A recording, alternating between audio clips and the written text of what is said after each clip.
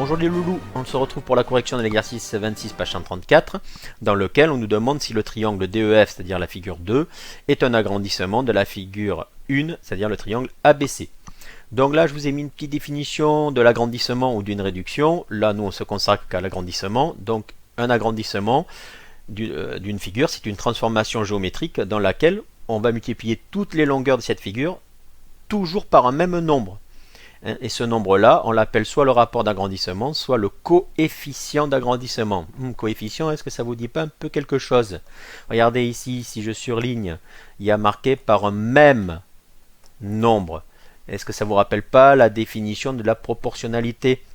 Deux grandeurs sont proportionnelles si les valeurs de l'une s'obtiennent en multipliant les valeurs de l'autre, toujours par un même nombre. Et ce nombre-là s'appelle le coefficient de proportionnalité. Donc ici, quand je multiplie toujours par un même nombre, on peut dire qu'on est dans une situation de proportionnalité. D'accord? Hop. Et là, mon coefficient d'agrandissement, c'est mon coefficient de proportionnalité. Donc cet exercice, c'est tout bêtement, on se ramène à... On aurait pu vous demander, est-ce que les grandeurs de ce triangle, de la figure 2, sont proportionnelles aux longueurs du triangle de la figure 1? Donc ici, on va se faire un petit tableau. Voilà. Donc dans ce tableau, je vais avoir dans la première ligne les longueurs de la figure. J'ai résumé pour avoir de la place. C'est les longueurs de la figure 1. Et dans la deuxième ligne, les longueurs de la figure 2. Attention, il va falloir se faire correspondre ici les valeurs, les côtés, les longueurs des côtés homologues. C'est quoi des côtés homologues? C'est les côtés qui se correspondent. Donc par exemple, dans le triangle ABC, la plus petite longueur, c'est AB, c'est-à-dire c'est 4,2. À ce moment-là, je lui fais correspondre la plus petite longueur dans le triangle DEF, c'est-à-dire la longueur DE, c'est 14,7.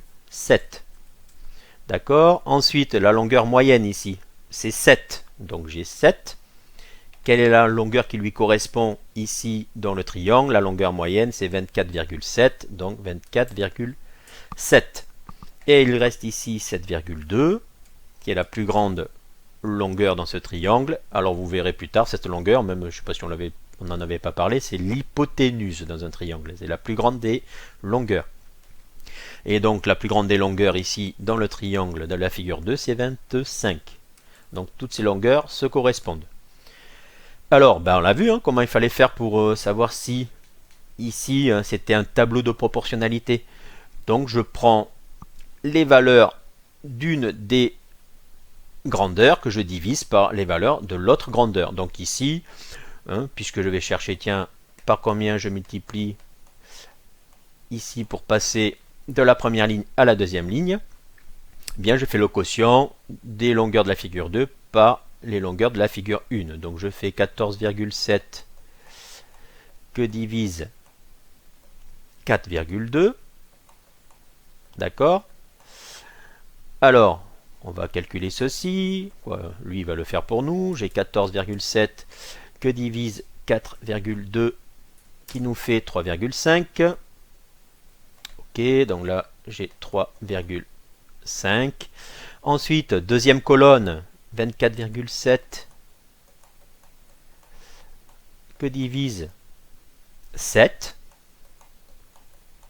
D'accord, attention, première colonne, deuxième colonne.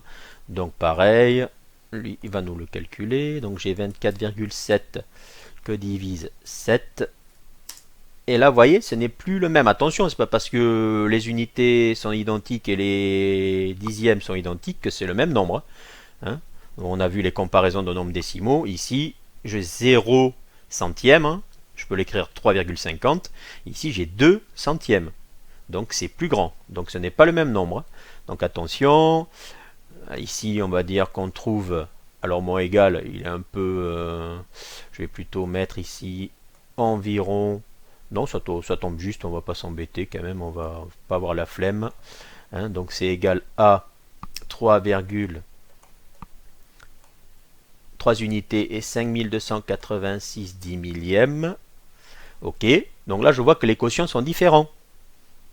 Donc ça veut dire qu'on n'est pas dans une situation de proportionnalité, c'est-à-dire que je n'obtiens pas les longueurs de la figure 2 en multipliant toujours par un même nombre. Donc ça veut dire que la figure 2 n'est pas un agrandissement de la figure 1. Si ici on avait eu de la proportionnalité, c'est-à-dire tous les quotients auraient été égaux, hein, à ce moment-là on était dans une situation de proportionnalité et ça aurait voulu dire que la figure 2 était bien un agrandissement de la figure 1. On aurait multiplié ici par le coefficient de proportionnalité. Hein. On va donc conclure ici. Hein. Donc, puisque les quotients ne sont pas égaux, donc pas besoin de calculer le troisième quotient. Hein. Dès que j'en trouve un différent des autres, je m'arrête. Donc ici, on peut le dire, hein, tous les quotients